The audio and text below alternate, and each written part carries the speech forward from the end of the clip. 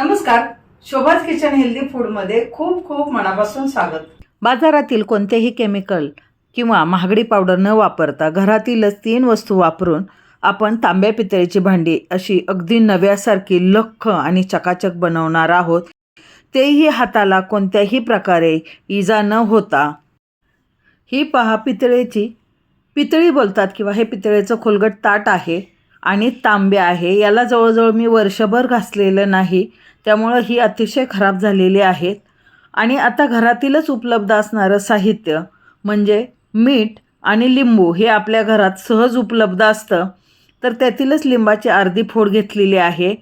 अगदी सुकलेले किंवा लाल पडलेले लिंबू घेतले तरीही चालेल। फ्रीजमध्ये आपले जुनी लिंब असतात, त्याचा वापर तुम्ही करू शकता। फक्त लिंबू हे रसदार हवं। सुरुवातीला हे पितळेचं ताट आहे ते घेतलं आणि लिंबाची फोड आहे ते मिठामध्ये फक्त बुडवायची आणि अशा प्रकारे गोल गोल चोळायचं। पहा, जो लिंबाचा रस आणि मीठ यांची रासायनिक अभिक्रिया होऊन पहा किती सुंदर ताट निघायला लागलेला आहे। म्हणजे ज्या भागात मीठ आणि लिंबू घासलेला आहे तो भाग अगदी नव्यासारखा दिसायला लागलेला आहे। फरक पाहू शकत असाल तुम्ही।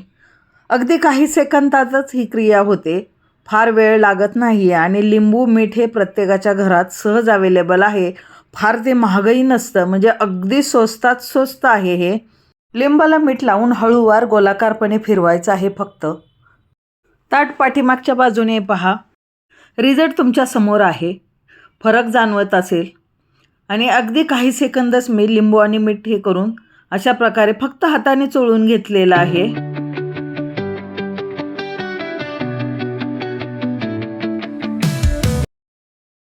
मीठ हे सॉफ्ट स्क्रबरचं काम करतं, म्हणजे भांडी तर घासली जातात पण अगदी ती चकाचक होता, कोणत्याही प्रकारचे त्याच्यावरती स्क्रॅच जात नाही। त्याचप्रमाणे लिंबातील सायट्रिक ॲसिड आहे ते भांड्यावरील काळेपणा झटपट दूर करतो।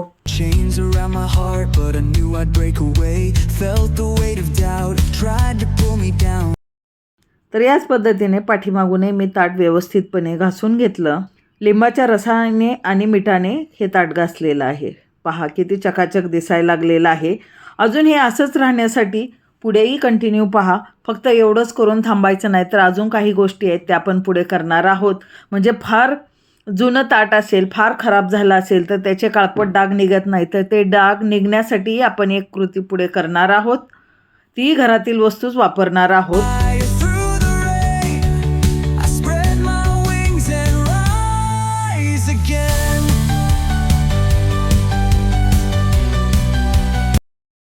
अवघ्या मिनिटभराच्या आतच माझं हे ताट सुंदरपैकी घासून झालेलं आहे। पहा, आता चांगल्या पाण्याने हे धुवून घेतलं आणि फरक पाहू शकत असाल। फक्त लिंबू आणि मिठाने घासल्यानंतरच पहिलं ताट आणि आताचं ताट किती फरक दिसतोय। आता याच्यावरती जे काही डाग आहेत त्यासाठी अशा प्रकारची घासणी घेतली आणि घासणीवरती आपल्या घरात सहज अवेलेबल असतो तो विम बार किंवा विम लिक्विड। तुमच्याकडे कोणत्याही प्रकारचं भांडे घासायचं लिक्विड किंवा साबण अवेलेबल असेल ते तुम्ही यूज करू शकता। आता दुसरा महत्त्वाचा घटक म्हणजे रांगोळी।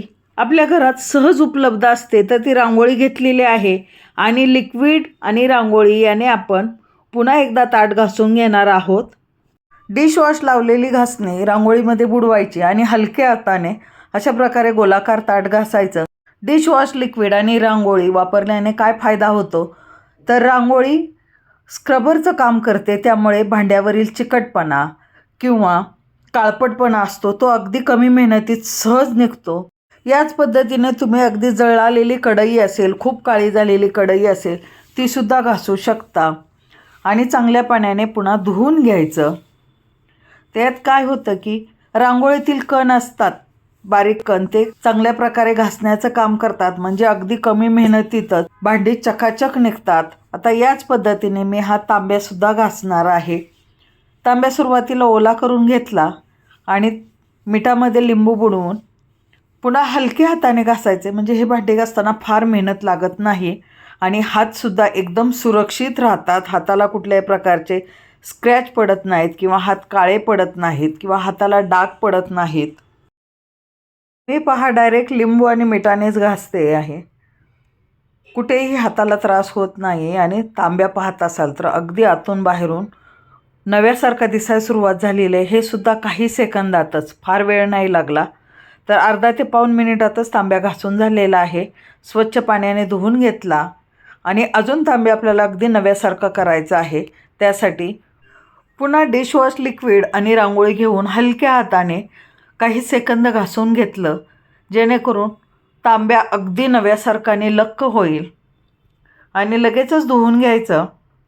नंतर 2-3 पाण्याने स्वच्छ धुवून घ्यायचा आणि तांब्या अगदी नवा लख्ख झालेला आहे, तोही कमी श्रमामध्ये आणि कमी पैशामध्ये. त्यानंतर ही दोन्ही भांडी कोरड्या कापडाने स्वच्छपणे पुसून घेतली, जेणेकरून अशीच दीर्घकाळ नव्यासारखी लख्ख, स्वच्छ आणि चकाचक राहतील. आणि उन्हात सुकवायची किंवा फॅनखाली सुकवायची. असं केल्यामुळे भांड्याला डाग पडत नाहीत, दीर्घकाळ अशीच नवी आणि चकाचक राहतात. म्हणून प्रत्येक भांडं घासून झालं की लगेच ते कोरड्या फडक्याने पुसून घ्यायचं आणि फॅनखाली किंवा उन्हात सुकवून घ्यायचं. तर याच पद्धतीने मी तांब्या आणि ताट एकाच प्रकारे घासून पुन्हा स्वच्छ पुसून घेतलेलं आहे. आता ही भांडी मी ऊन आहे तर उन्हात वाळवणार, आणि ऊन नसेल तर मग तुम्ही फॅनखाली 2-3 तास चांगले सुकवू देऊ शकता. आणि अशाच प्रकारे मी सर्व ही पितळेची भांडी, याच पद्धतीने तुम्ही तांब्याची भांडीसुद्धा घासू शकता. आता सणासुदीचे दिवस चालू आहेत आणि सणाला आपल्याला प्रसाद बनवण्यासाठी किंवा नैवेद्य दाखवण्यासाठी तांब्या पितळीची भांडी ही लागतातच. त्याचप्रमाणे पूजेसाठी सुद्धा तांब्या पितळीची भांडी लागतात.